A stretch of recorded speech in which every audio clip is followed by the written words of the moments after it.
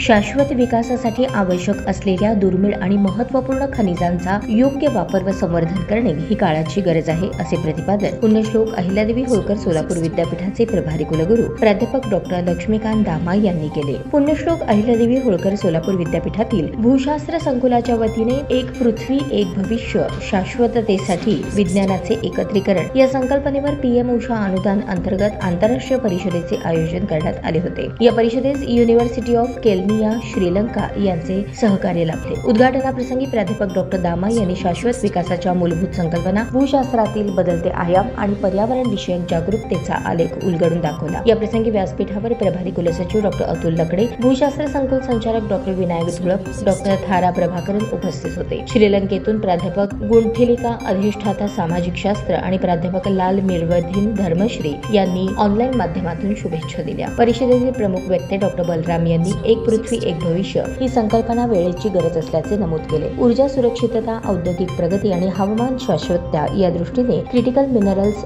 जसे lithium, cobalt, nickel, rare earth elements अनिवार्य झाले आहेत, असे ते म्हणाले। डॉक्टर थारा प्रभाकरन यांनी परिषदेचे महत्त्व अधोरेखित करताना सांगितले की परिषद म्हणजे फक्त शैक्षणिक उपक्रम नसून भविष्यातील शाश्वत जगाच्या दिशेने उचललेले एक महत्त्वाचे पाऊल आहे। हवामान बदल, तापमान वाढ, अनियमित पर्जन्यमान यांसारख्या संकटांवर विज्ञान व धोरण निर्मितीचा समन्वय आवश्यक असल्याचे त्यांनी नमूद केले। या आंतरराष्ट्रीय परिषदेत Sri Lanka, Sweden, America, Thailand, Indonesia यासह भारतातील विविध राज्यातून महाराष्ट्र, गुजरात, उत्तर प्रदेश, तामिळनाडू, गोवा, आंध्र प्रदेश, कर्नाटक, बडोदा, पश्चिम बंगाल, केरळमधील 240हून अधिक संशोधकांनी सहभाग नोंदवला। परिषदेच्या उद्घाटनाप्रसंगी सोविनार पुस्तिकेचे प्रकाशन करण्यात आले। कार्यक्रमाचे प्रास्ताविक आणि स्वागत संकुलाचे संचालक व आंतरराष्ट्रीय परिषदेचे आयोजक प्राध्यापक डॉक्टर विनायक धुळप यांनी केले। सूत्रसंचालन सुलभा बनसोडे यांनी केले तर आभार डॉक्टर अनिल येळगे यांनी मानले।